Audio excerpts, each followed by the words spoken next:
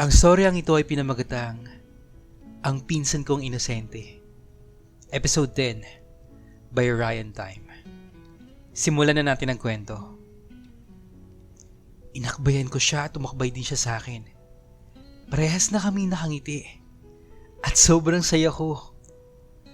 Madali pa din siyang suyuin. Akala ko mahihirapan ako. Parang wala pa rin pinagbago. Ganoon lang kami kadali makipag-ayos sa isa't isa. May mga bagay akong gustong pag-usapan namin. Tulad ng bisyo niya at kung ano-ano pa. Pero hindi na muna siguro sa ngayon. Ang mahalaga, ayos na kami. Hindi man fully okay pero good point na rin ito para muli makapasok sa buhay ni Jake. Saka naman ang dating ng babae na kasama ni Jake. Joyce daw ang pangalan. Masaya naman akong nagpakilala sa kanya at hindi ako masyado nagselos nang malaman kong girlfriend siya ni Jake. Kahit na makikita ko sila naghahalikan sa harap ko. Ewan ko kung bakit ganun katindi ang selos na nararamdaman ko. Marahil, siguro na alam ko na ako lang ang mahal ni Jake. Masaya na ako doon. Dumating yung araw na kailangan ko magdesisyon kung aalis ako o hindi. Pumunta ako sa agency na sinasabi ng employer na kukuha sa akin papuntang Qatar. At buong loob na nagpa siya. Tinawagan ko si Jake para ayaing manood ng movie sa bahay na tulad ng dati na ginagawa namin. Bala ko na din kasing sabihin na sa kanya ang tungkol sa Qatar.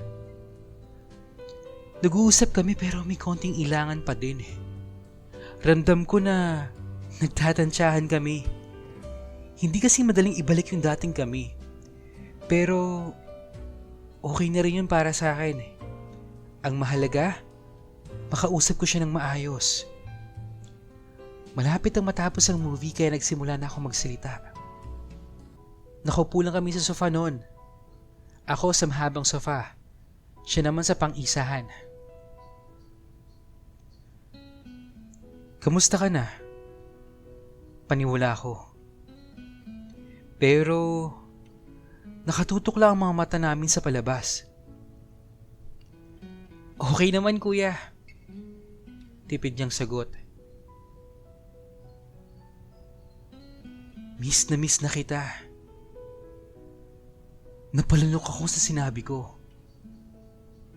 Nakatutok pa din ako sa pinanonood ko. 2 segundo bago siya lumingon sa akin. Kaya tumingin na din ako sa kanya. Nakita ko sa mga mata niya ang pananabik. Masayang masaya siya sa narinig niya. Kahit hindi siya nakangiti noon. Nangungusap yung mga mata ng chinito. Maraming emosyon ang nakita ko sa mga mata na yun. Binalik niya ang atensyon niya sa pinapanood. Ganon din ako. Magkalapit man kami pero parang ang layo pa din namin sa isa't isa. Hanggang sa natapos na yung palabas at magpaalam na sana siya. Teka lang Jake, may sasabihin pa ako sa'yo. Ano yun kuya? Mahinang tanong niya habang nakatingin sa akin. Nakayuko lang ako noon. Nag-iisip kung paano sisimulan. Okay lang ba sa'yo? Tanong ko. Na okay lang na ano? Tipid niyang sagot. Aalis ulit ako eh. Pupunta na ako ng Qatar sa susunod na linggo. Nag-aalangan ako na nakatingin ako sa kanya. Hindi kaagad siya nagsalita. Nakatitig lang siya sa mga mata ko. Parang titig na nagtatanong at nagmamakaawa.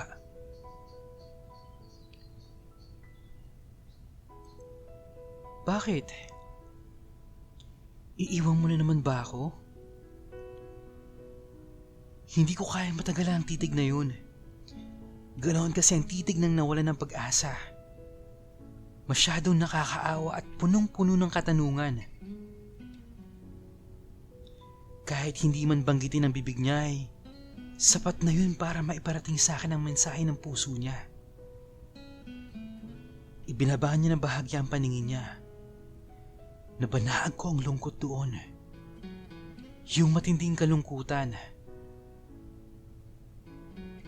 Saka biglang ngumiti na parang masakit at tumingin sa akin. Okay lang kuya. Huwag mo akong alalahanin. Tsaka, nagpaalam ka naman eh. At naiintindihan ko. Ayos lang sa akin yun. Nakangiti siya pero hindi yun umabot sa mga mata niya. Parang iba ang sinasabi ng mga yun. Okay lang kuya. Wala na akong magagawa. Pero, paano ka? Nauutal kong tanong sa kanya. Kuya naman, sanay naman ako. Di ba nga, umalis ka na rin dati? Ang kaibahan ngayon, madali ko matatanggap dahil nagpaalam ka. Pinipilit pa din niyang ngumiti. Huwag mo nang alalahanin si Bunso. Ayos lang ako. Gusto ko lang talaga magpaalam. Nagigilty kasi ako dahil hindi ako nakapagpaalam sa'yo dati. Sorry ulit, Jake. Tahimik lang siya. Nagpipigil ang emosyon. Kitang-kita ko kasi sa mga mata niya yun. Ngumiti siya ulit ng pilit. Ayos lang yun, kuya. Paano? Uwi na ako, ha? Paalam niya na parang nagmamadali na siyang umuwi. Dama ko ang bigat ng pakiramdam niya. Na tipong kung magtatagal pa siya sa harap ko ay hindi niya na mapipigilang pakawalan ito. Gusto ko siyang yakapin para gumaan yung bigat na yun. Tumangulang ako. Tumalikod na siya tumungo sa pinto. Sinundan ko lang siya ng tingin hanggang sa nakalabas na siya ng pinto. Hindi ito yung unang beses nakita ko siyang umalis. Pero ito na yata yung pinakamabigat na pakiramdam na dama ko. Dahil sa pagkakatalikod niyang yun. Parang may kulang. May gusto kong sabihin sa kanya para gumaan ang bigat na nararamdaman niya. Ayokong umalis sa bansa na gano'n ang mukha ni Jake. Ang babaunin ko sa aking alaala. Ubod ng kalungkutan at sakit ang nakita ko sa mata niya. At hindi ko kayang matagal na tingnan o kahit man lang isipin. Hindi ko na kayang pigilan. Parang sasabog ang dibdib ko. Jake! Jake, saglit! Sigaw ko. Hindi niya ako narinig. Mabilis kong tinakbo ang pinto at binuksan. Nakita ko siyang papalabas ng gate. Mabilis akong tumakbo at nakalapit sa kanya. Napalingon siya ng bahagya at nagulat. Dahil mahigpit akong yumakap mula sa likuran niya. Nakayakap lang ako sa kanya. Hindi siya nagsasalita. Marahil, dinarama niya ang pagkakayakap ko sa kanya. Sabik na sabik akong gawin ito sa kanya. Yung kahit ganitong yakap lang, masayang masaya na ako. Nangingilid na ang mga luha ko. At ang mukha ko ay nakapatong lang sa balikat niya. Hindi siya pumalag. Naramdaman kong bumilis ang tibok ng puso niya. Sa pagkakataong yun ay iisa lang ang aming katawan. Nag-uunahan ang tibok ng mga puso namin. Damang-dama ko yun. Mga ilang segundo din kami sa ganoong posisyon. Saka ako nagsalita. Mahal din kita. Tuluyan ang dumaloy ang mga luha ko at pumapatak yun sa balikat niya. Mahal na mahal din kita, Jake. Mahina lang ang mga salitang iyon pero buong buo. Kahit na nagsimula ng mga talang boses ko. Naramdaman kong nanginig ang katawan niya.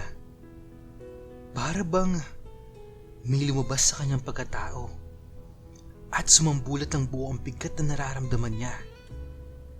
Kasabay nun ay ang pagdaloy din ng luha niya. Naramdaman ko kasing pumatak yun sa mga bisig ko na noon ay nakayakap sa kanya ng mahigpit. Naramdaman kong gusto niyang humarap sa akin Kaya kumalas ako sa pagkakayakap sa kanya. Tuluyan na siyang nakaharap at tumingin sa mga mata ko. Pinilit niyang ngumiti. Hindi ako makatingin sa kanya ng diretso. Kaya ibinaling ko sa ibang bagay ang tingin ko. Mahal din kita, kuya. Ngumiti lang siya at tuluyan niyang pinunasan ang mga luha.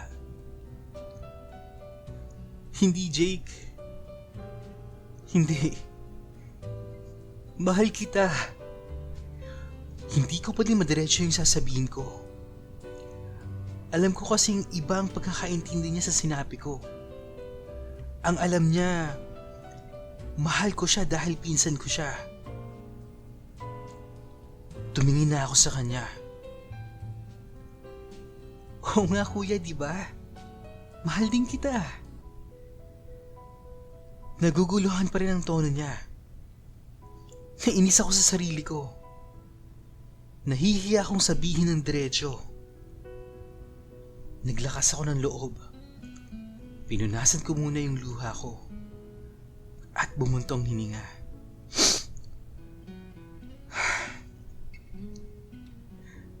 Mahal kita. Hindi dahil pinsan kita.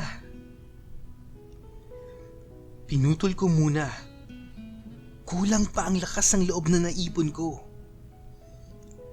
Lumiwanag ang mukha niya. Pero may pagtataka. Para bang may iniintay pa siya sa sasabihin ko. Mahal na mahal kita, Jake. Kahit na nasasaktan ako. Matagal ko nang nararamdaman sa'yo to. Pinipigilan ko pero mas nahihirapan ako. Alam ko, biglang naputol ang mga sasabihin ko. Dahil mabilis siyang yumakap sa akin. Sobrang higpit yun. Damang-dama ko ang saya at pananabik. Teka lang, Jake. Hindi pa ako tapos.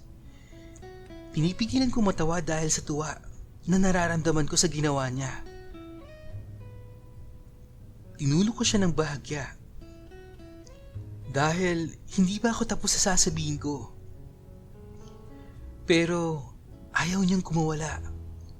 Bagkus, hinigpitan pa yung pagkakayakap niya. Teka lang, kuya. Nararamdaman ko yung tuwa sa boses niya. Hindi ko na tuloy mapigilang tuluyang ngumiti at tumawa ng mahina. Dahil ang cute ng pagkakasabi niya na parang nahihiya na natutuwa na ewan. Ramdam na ramdam ko yung sobrang saya niya. Kahit hindi ko nakikita yung mukha niya dahil sa pagkakayakap niya. Ganoon din ako. Halos walang mapagsigla ng tuwa na nararamdaman ko ng mga oras na yun.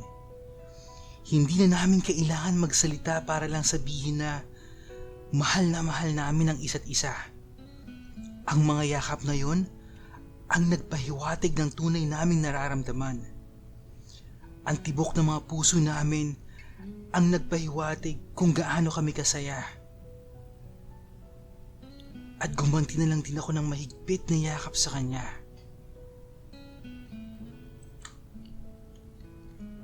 Alright, finally umamin na si Ryan. Once again, thank you Ryan, kasi binalik mo kami sa panahon kung kailan kami una nagmahal at nasaktan. And I must admit that this is one of the best story na inari ko sa channel natin. And magbasa tayo ng comment guys. From Blue Knights, sabi niya dito, I think Rai was being reasonable, especially since siya ang nakakatanda sa dalawa. If it comes down to admitting to their family sa feelings nila, Ryan will be the one held responsible somewhat because he's older and should have known better, and that is why he's doing his part. Mas mahirap talaga sa kanyang posisyon nila. On the other hand, Jake has the right to know how Rai really feels. He should at least have the say and option, where the both of them will go with their feelings. It's much better if they do it together. Tama rin kasi si Enzo, this is really a sensitive topic and we can't just casually throw out blind encouragements without thinking of the consequences. Thinking that this is really a real life scenario makes me feel a bit sorry for them. Ang hirap ng tinatahak nilang path for love. Well, at least may love life, diba? Next, we have Ronnie Edian. Sabi niya dito, be brave enough to tell the truth. Remember that the truth will always set you free. Braveness and believing in yourself can overcome fear and all other negativities. Always put God first in everything you do, and God will provide the rest for both of you. And then we have Marlon de la Cruz. Sabi niya dito, sobrang kilig. Relate ako dyan sa word na bunso. And then we have John Brian Tumandao. Sabi niya dito, nakakabitin. Kailan ba siya aamin? What if ako na lang yung umamin? Ikaw naman dyan. Inagawan mo pa si Rai. Hindi, joke lang. And then we have Michael Ballesteros, Pakuan Sponge, Angelica Alcones, George Dinoy, Rolando Embudo, Romblon Show from Doha, Qatar, and Benjamin Beguyo. Shoutout sa inyo guys. And kung meron kayong mga stories na gustong i-share, please huwag kayong mahihiyang mag-send ng email sa email address natin sa imrensantiago@gmail.com. Yun lang at maraming salamat. Hanggang sa muli.